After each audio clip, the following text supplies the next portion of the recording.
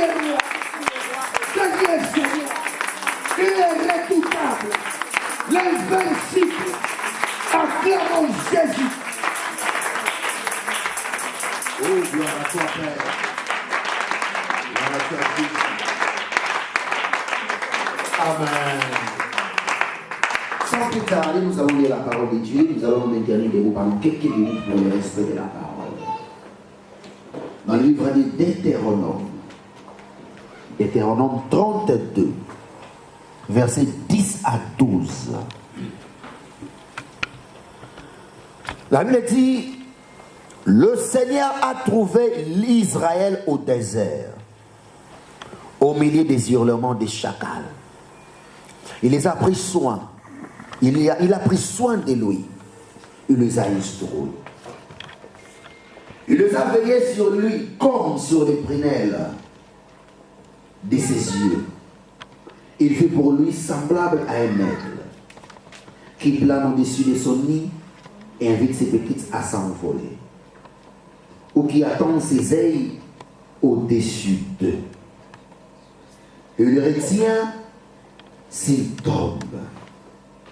Oui, le Seigneur, seul, a conduit son peuple sans l'aide d'autres dieux. Amen. Les mots renouvellement, c'est mettre à jour quelque chose. Encore une nouvelle fois. Amen. Renouvellement, on renouvelle que la chose qui est ancienne, on doit la renouveler. Quand je dis ceci, je dois renouveler mon garde-robe. Donc je dois enlever ce qui est ancien et mettre ce qui est nouveau. Amen. Je t'entends pas plus fort. Amen. Parce que moi, excuse-moi, je ne parle pas bien français. J'ai quelques erreurs en français. Parce que je suis plus lusophone. J'ai réfléchi en portugais. Donc ma vie a passé en portugais. Mais je vais essayer un peu d'équilibrer les choses. Alors, les mots renouvellement, cela veut dire enlever tout ce qui est ancien et mettre à jour tout ce qui est nouvel. Et je veux dire à quelqu'un aujourd'hui, le temps est venu que tu puisses renouveler ton âme. Retirer ce qui est ancien et introduire ce qui est nouvel. Alléluia. Amen. Mais écoutez, la Bible nous parle dans le contexte biblique de deux personnages. La Bible nous parle de l'aigle qui est l'image de Dieu et la Bible parle de l'Israël. Donc deux personnages. Qu'est-ce que la Bible? Dieu dit, j'ai pris Israël au milieu des chacals. Cela veut dire, l'Éternel les a pris là où les choses sont difficiles. Et ce matin, je voulais te dire ceci. L'Éternel ne prend jamais quelqu'un là où les choses sont faciles. Amen. Il te prend que là où les choses sont difficiles. Mais il prend ce qui est difficile. Il le transforme en facilité. Et ce matin, ta vie sera transformée en facilité. Je t'entends pas. Amen. Dis plus fort amen. Amen. Il les a pris dans le désert. Vous savez, Dieu cherche des illettrés, mais le monde cherche des licenciés. Dieu te prend là où les gens n'espèrent même pas. Dans le désert. Dis plus fort amen. Amen. Mais écoutez, là où nous allons nous asseoir, Dieu a pris soin de l'Israël sans l'aide. Donc Dieu. Donc seulement, il y avait l'Israël et il y avait Dieu. Il y avait un père et un fils. Est-ce qu'on se comprend? Amen. Donc, celui qui prend soin de l'autre, d'office, il est supérieur. Donc il y avait une relation entre un supérieur et un inférieur. D'une autre manière, on peut dire ceci. Il y avait une relation entre un homme fort et un homme faible. Dans chaque relation, il y a un supérieur et puis il y a un inférieur. Mais dans toutes sortes de relations, c'est le supérieur qui bénit l'inférieur. Mais ce n'est pas l'inférieur de bénir le supérieur. Est-ce qu'on se comprend? Amen. Dans chaque maison, dans chaque foyer, dans chaque institution, il y a une supérieure et il y a une inférieure. Vous savez, d'habitude dans nos couples, nous le savons bien, que les maris est le supérieur. Amen. Et la femme est l'inférieure. Mais lorsque vous voulez inverser cela, c'est de la contradiction. Parce que l'inférieur ne bénit jamais le supérieur. Ce n'est que le supérieur qui bénit l'inférieur. Et laisse-moi te dire une chose. À chaque personne que vous appelez père, cela établit une alliance avec vous. D'office, le père supérieur. Écoutez, je vais me faire comprendre.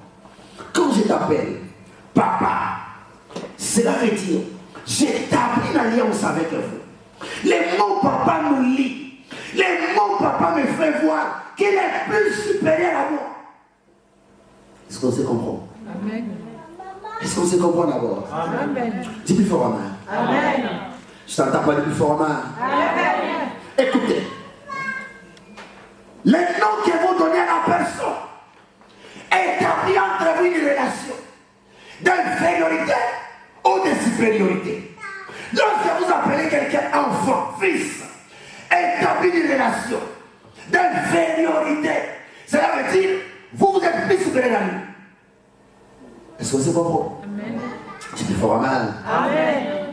Chaque nom que vous appelez la personne établit entre vous une relation, établit entre vous une alliance. Jésus, à chaque fois, il disait Père. Donc, Jésus établissait une relation entre lui et le Père. Il nous faisait voir que le Père est plus supérieur à lui. Chaque nom vous donnez à la chose établit une relation de supériorité ou d'infériorité. Et si vous dites ma maladie, vous établissez une relation entre toi et la maladie.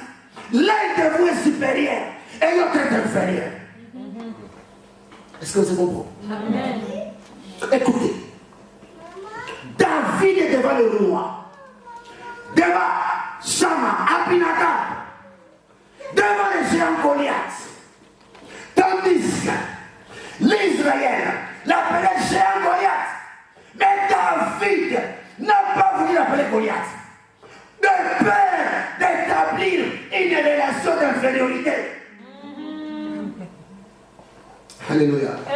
Avance. Personne n'a pu vaincre Goliath. Parce qu'on l'appelait géant Goliath.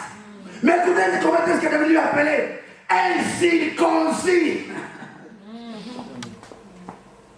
Donc David a établi une relation de supériorité par rapport à Goliath. Amen. Est-ce qu'on se comprend? Amen. Ça n'entend pas dire plus fort, amen. Dis plus fort, amen. Lorsque vous dites que je suis célibataire, vous établissez une relation entre vous et la célibat. Chaque nom que vous attribuez à la chose établit entre vous deux une relation. Est-ce que se comprend? Amen. Ah, ça t'entend pas dire plus fort, amen. Amen. Dis plus fort, amen. Amen. Amen de la grâce. C'est pour cela. Tandis que le seul appelé Goliath, mais David n'a pas voulu établir une relation. Écoutez. Vous savez, parler un peu de l'aigle. J'ai étudié sur l'aigle. J'ai bien compris une chose. C'est un oiseau carnivore. Partout comme les autres. Il est différencié de tous les oiseaux. Mais ne me laisse pas te dire une chose. Un chrétien doit être différent. Maman, le bon Dieu vous bénisse. Bouche ta main pour Jésus. Alléluia. Bouche ta main. Écoutez. L'aigle, c'est un oiseau qui est différent de toutes les autres. Dans la vie chrétienne, c'est une vie de différence. Lorsqu'il n'y a pas la différence entre la lumière et les ténèbres, la vie chrétienne n'a pas de sens. La vie en Jésus, c'est une vie de différence. Est-ce qu'on se comprend? Amen. Je t'en parle de plus fort. Amen. Amen. Lorsqu'en toi, il y a le monde et le christianisme, c'est qu'il n'y a pas la différence. Dans ton quotidien, on doit avoir la différence. Dans ta vie de jour et jour, il doit avoir la différence. La Bible dit, vous verrez la différence entre ceux qui les servent et ceux qui ne les servent pas. Donc ton Dieu, c'est un Dieu de la différence. Il différencie les choses. Les ténèbres des ténèbres, la lumière des lumières.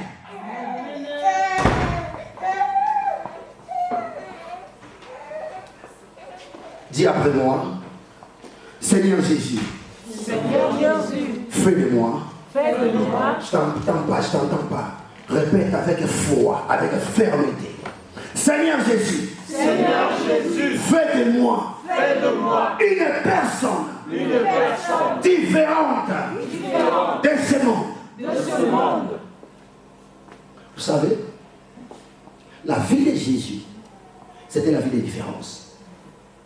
Quand vous ne vivez pas la différence, vous n'êtes pas chrétien. La différence dont je vous parle, c'est pas la différence matérielle. Parce que Jésus est mort pauvre. Il n'a jamais été riche.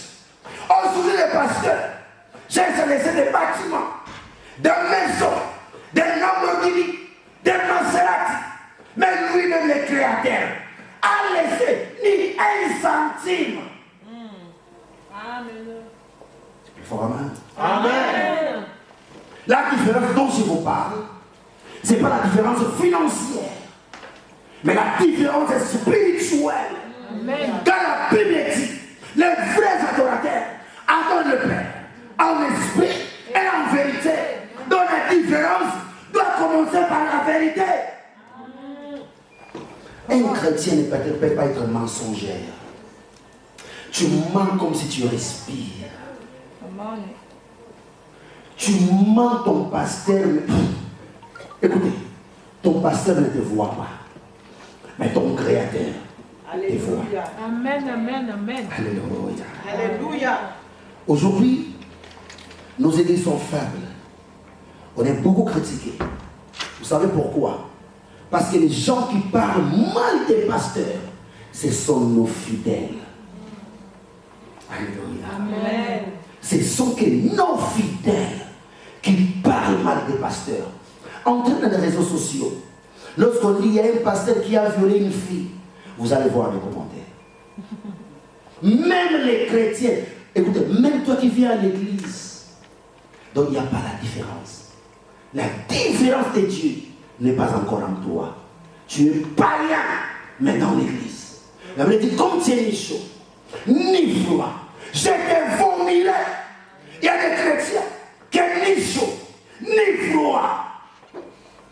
Pour comprendre qu'il n'y a pas la différence, tu chantes à l'église, mais voilà, tu as toujours des copains. Tu vis dans les péchés. Et mais tu crois que c'est normal ça. Ah, c'est la culture de la France. La Bible n'est pas un livre culturel. C'est un livre spirituel. La Bible ne souffre pas de culture. Amen. Ah non, en France, les choses sont comme ça. Ah non, à Paris, maman, Paris n'est pas paradis. Amen. Amen. Alléluia. Amen. Il faut amen. Amen. Et si vous lisez les épîtres, et vous allez comprendre que la vie des apôtres, c'était une vie de différence. Ce sont des gens qui ont accepté de payer un prix pour l'évangile. Vous savez pourquoi il y a des filles ici à l'église? Parce que vous n'êtes pas une servante de différence. Amen. Vous ne faites pas la différence. C'est pour ça qu'il te sera impossible d'y aller au jour de l'enlèvement. Parce que tu n'es pas une personne différente.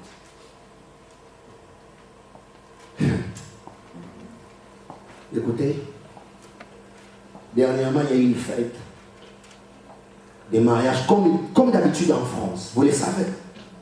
Même des chrétiens qui disent qu'ils sont nés de nouveau. Les jours de son mariage, vous allez voir. Il y a Kofi qui va chanter. Il y a Fali Poupa qui va chanter. Il y a Maître de Timis qui sera là. Chrétiens nés de nouveau, soi-disant. Alors il y a eu une fête. Des mariages comme d'habitude. Le pasteur était présent. L'église était présente. Lorsqu'on a mis la musique de Fali Poupa, le pasteur était stupéfait. Même la personne qui devait modérer les images, il était là, il dansait. Il dit, je danse. Parce que ma soeur s'est mariée.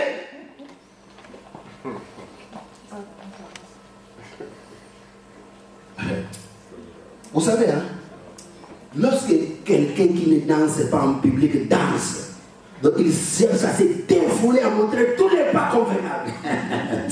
Le pasteur était stupéfait, le modérateur de l'équipe de dimanche, mais il fait Michael Jackson.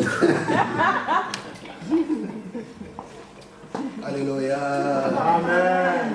Donc quand Fali disait à gauche, lui déjà, à gauche, à droite, oh, à droite. Et c'est triste pour les chrétiens. Lisez la vie des apôtres. Comment est-ce que Pierre est mort? On a pris sa tête, on a mis en bas, on lui a crucifié. Comme Christ était en haut, lui on a mis en bas. Mais toi tu cherches le confort, toi tu ne pries pas. Toi tu n'aimes pas Dieu, mais tu aimes ce qu'il donne, ce qu'il a.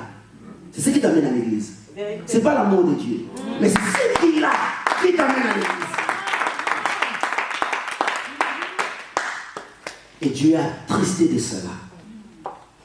Mais écoutez, pour ne pas perdre beaucoup de temps, l'aigle, c'est un oiseau qui vit dans la différence. L'une des différences, il mange la chair et le sang. Donc c'est un oiseau qui a des capacités différentes par rapport à d'autres oiseaux. Écoutez, dans sa longueur, il peut mesurer même dans les 6 mètres. Alléluia. L'aigle peut arriver à peser 120 kilos. Donc, quelqu'un de 120 kilos peut soulever ça. Amen.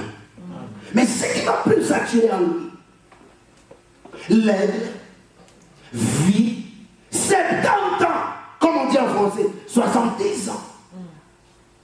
Donc, il vit beaucoup. Là où tu n'arrives pas à vivre, mais l'aigle peut arriver. Et laisse-moi te dire une chose. C'est que les païens ne peuvent pas le faire. Nous, les chrétiens, on peut le faire. Si c'est pour la gloire de Dieu. Alléluia. Amen. Tu évangélises pas. Pourquoi es-tu chrétien? Retournez dans le monde.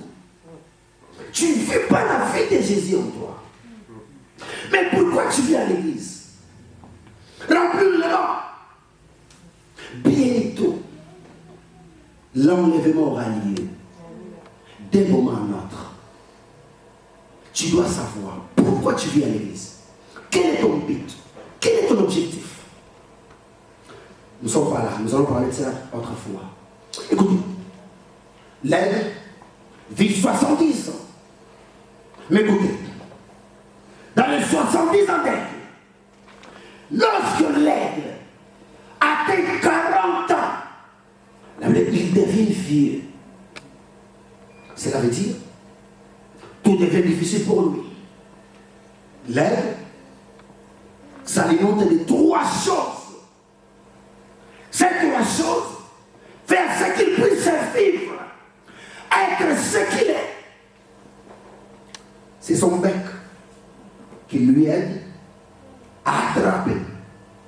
à part son bec, c'est ses pattes qui lui aident souvent à tenir quelque chose, pesant ou pas.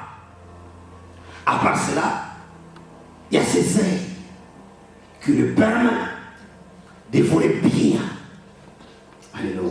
Amen. C'est plus fort, amen. Amen. C'est plus fort, amen. Amen. Je t'entends pas dire fleur, amen. Amen. Et il y a ces trois choses qui lui permettent d'être ce qu'il est.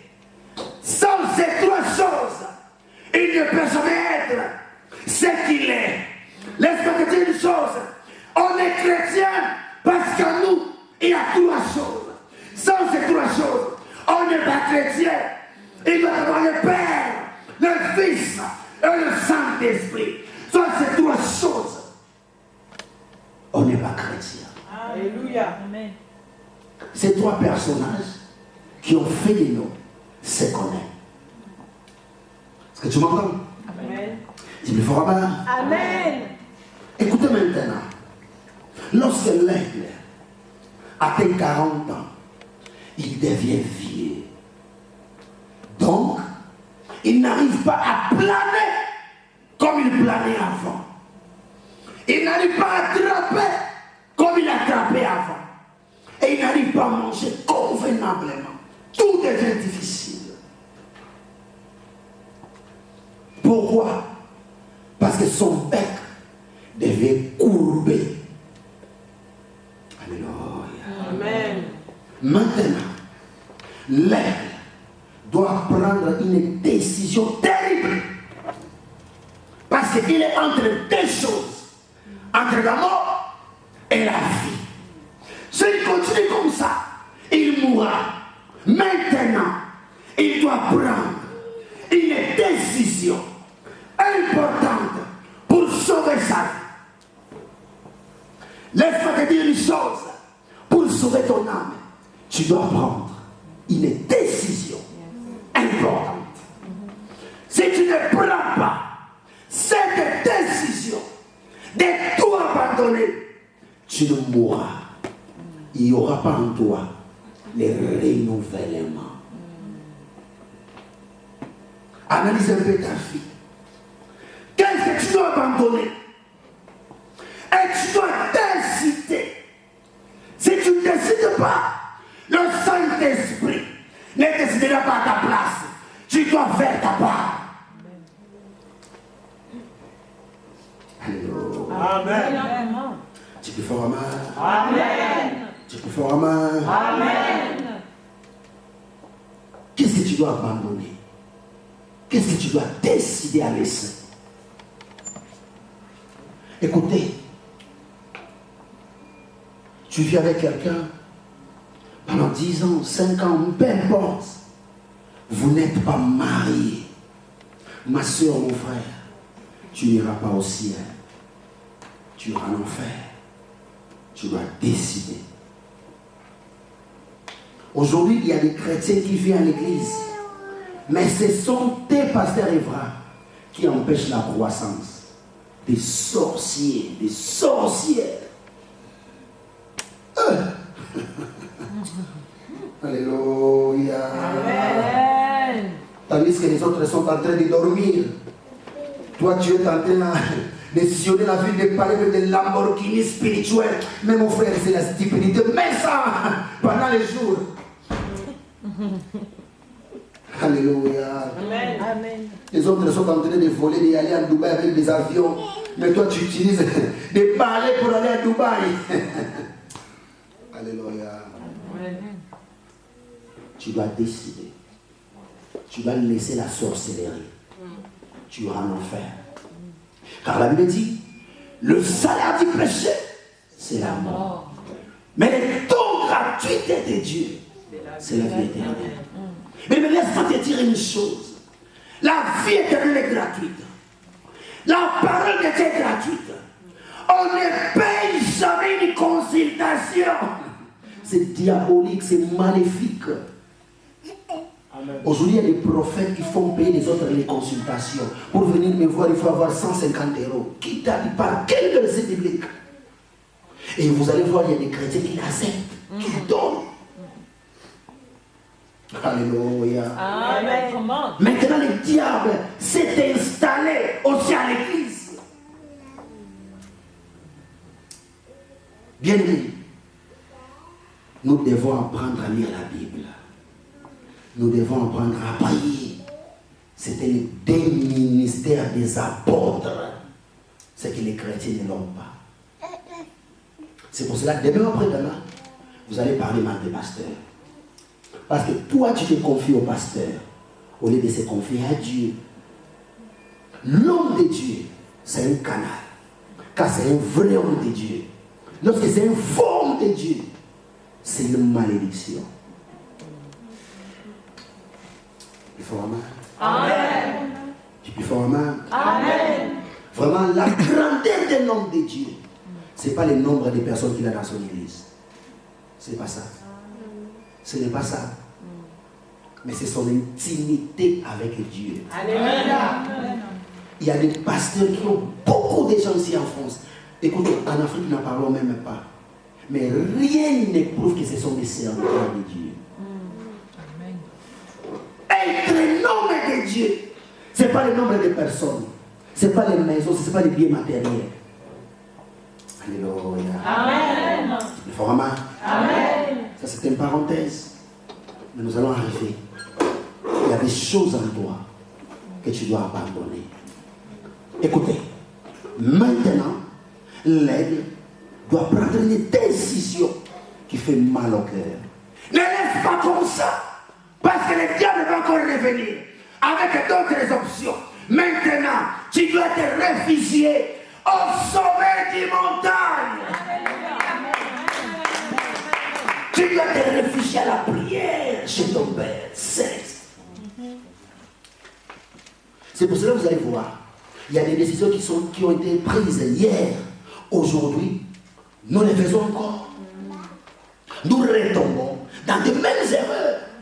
Parce qu'après avoir décidé, vous devez aller consulter celui qui a créé le cœur des gens, celui qui est l'auteur de ta vie, l'architecte par excellence, celui qui te connaît mieux.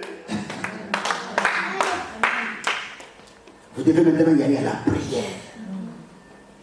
Beaucoup prier. Beaucoup prier. Prendre du temps à la prière.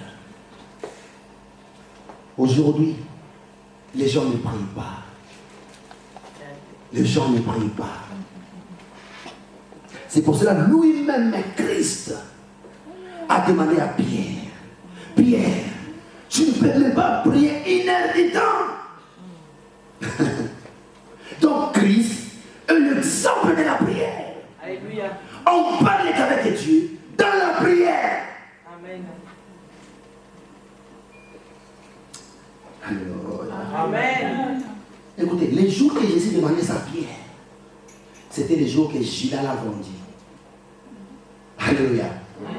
Alors Jésus priait, il savait que les choses devaient se passer. Mais la prière pouvait tout changer. Mais il dit, Pierre, tu ne peux même pas prier. Laisse-moi te dire une chose.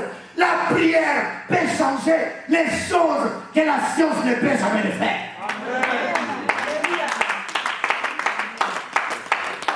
Là où l'État français ne peut pas donner la solution, laisse-moi te dire une chose. Dans la prière, on aura des solutions. Dans la prière, on aura des résultats. Dans la prière, on parlera avec le Père. Beaucoup de mariages sont instables. Manque de la prière.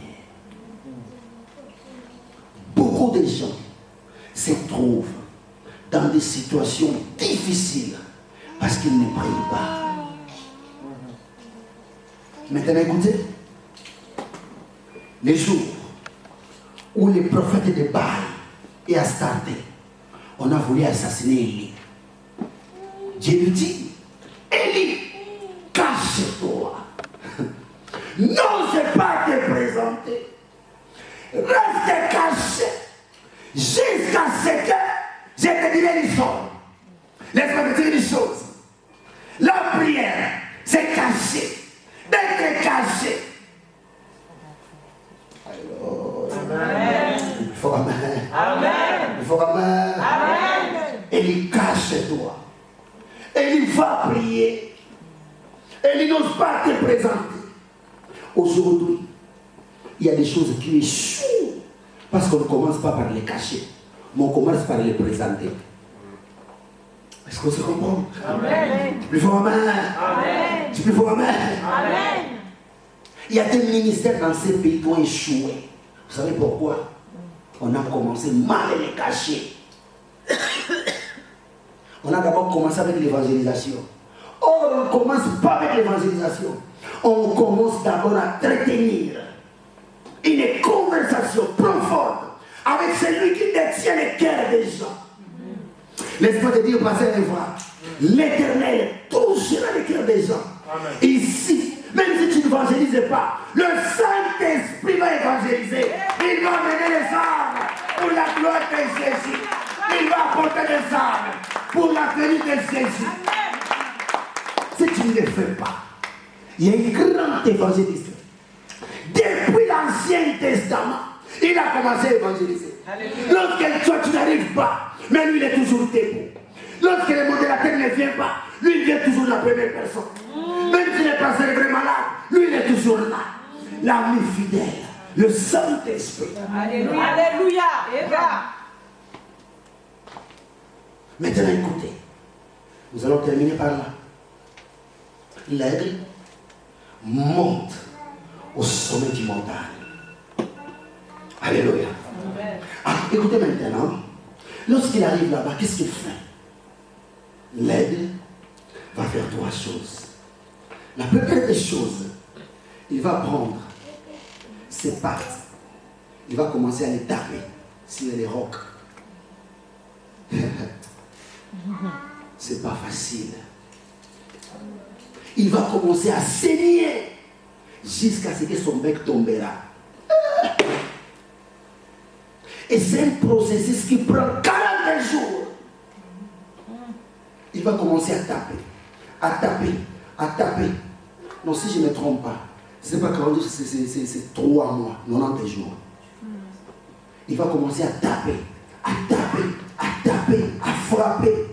Et son sang va commencer à couler, à couler. Là, il pleure. Je ne sais pas, il pleure dans quelle langue. Peut-être dans les langues des aigles. Alléluia. Amen. Du plus fort amen. Amen. Du plus fort amen. Amen. À chanter avec plus fort amen. Amen. Il y a une chanson au Congo. Lorsque quelqu'un est mort, vous devez prendre une pente blanche. Vous allez commencer à balancer comme ça, devant les cercueils. Je vais me chanter ça, Linga. Et quelqu'un qui écoute Linga ici. Amen. Écoutez comment on chante. Yefumwe yagamagabo, yagamagabo, yaïe. Alléluia. Amen. Là, quand les gens chantent, le café est en train de circuler. On est en train de distribuer le café pour que tu ne dors pas et que tu chantes encore dans la fantasie. Alléluia. Écoutez, c'est pas facile. Il doit commencer à taper cela. Seul. Seul. Avec l'aide de personnes. On prend une bonne décision. Seul. Par l'aide de personnes. On rencontre Dieu. Seul. Par l'aide de personnes. Car le salut est individuel. Le salut n'est pas collectif. Le salut est individuel. Si ton mari ne peut pas servir Jésus, tant mieux, car le salut est individuel. Écoutez ce que dit la Bible. Dans ces jours-là, il y aura 2 personnes dormies dans un même lit. L'un sera enlevé et l'autre restera. Papa, moi je dis toujours à ma femme, s'il est là, ça doit être moi, toi reste. Alléluia. Ma femme t'a mis, là c'est moi. Alléluia. Écoutez, maintenant nous allons terminer.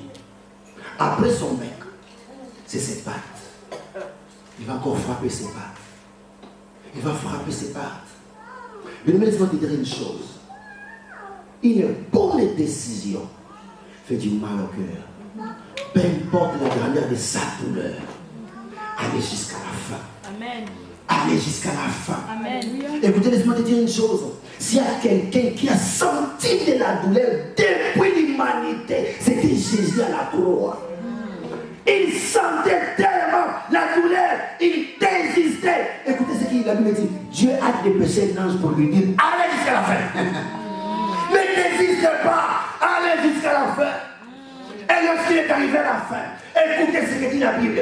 Dieu l'a élevé souverainement au-dessus de tous les noms. Laisse-moi te dire une chose.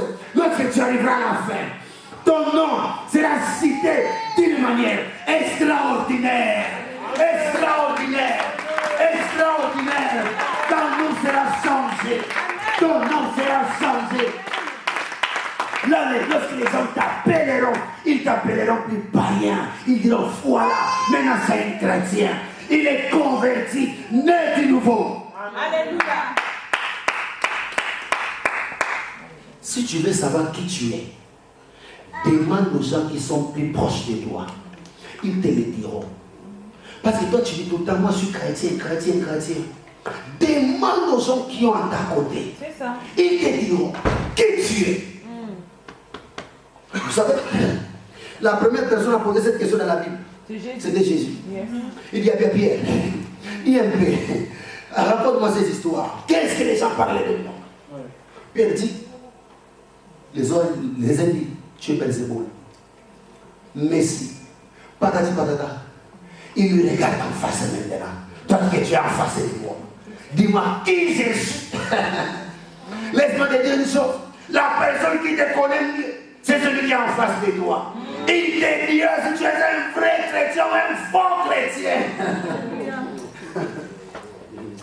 Un ami à moi, prophète, l'un des bons jours, il a commis cette erreur. De me dire, apôtre, aujourd'hui j'ai fait un grand service. Les gens sont tombés. J'ai prophétisé. C'est bon. Apôtre, qu'est-ce que tu as pensé? Qu'est-ce que tu penses de moi? Moi, je suis un grand prophète. Il dit, tu es le plus petit de tous les prophètes. Il m'a regardé et dit, à partir d'aujourd'hui, je ne te parle plus. Voilà, prophète. Alléluia. Alléluia. Amen. Beaucoup de gens, matin, midi, soir, Dieu m'a dit, Dieu m'a parlé. Franchement, mes frères et sœurs, depuis que je suis converti, depuis que je suis apôtre, ça fait 18 ans, je vais bientôt terminer 19 ans. J'ai prié de toutes les façons. Je n'ai jamais entendu sa voix. Mais ce qui est bizarre, il y a des frères dans l'église qui viennent te dire, pasteur, Dieu m'a dit. Il t'a dit ça comment? Explique un peu. Le monde est à la fin. Il y a des gens qui prennent les noms de Dieu à la légère. Il y a une différence. Que Dieu m'a convaincu que, par rapport à ce que vous dites, Dieu m'a dit. Tout à fait. Donc vous mettez le nom de Dieu en épreuve. Franchement. Vous lui mettez comme témoin oculaire. Ma grande sœur est là. Mon grand frère est né. D'un jour à l'autre, il est devenu prophète.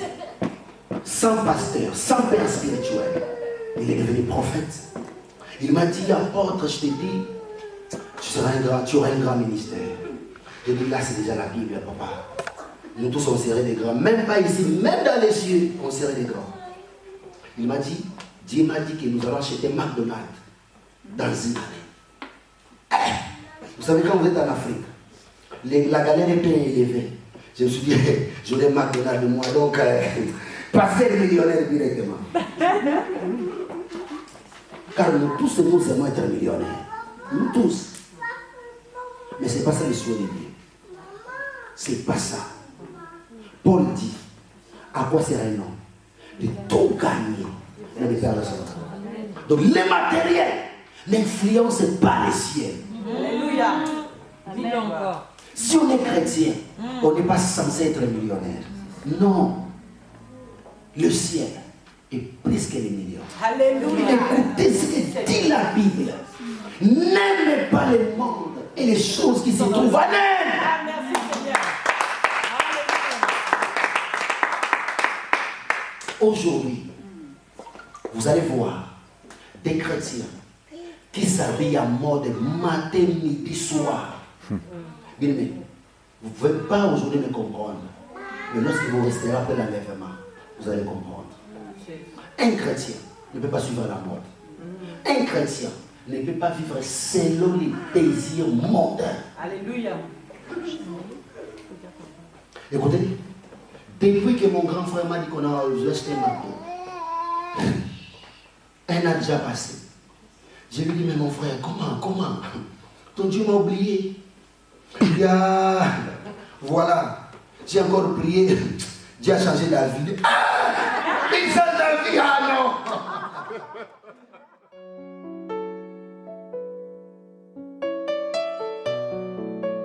Ooh.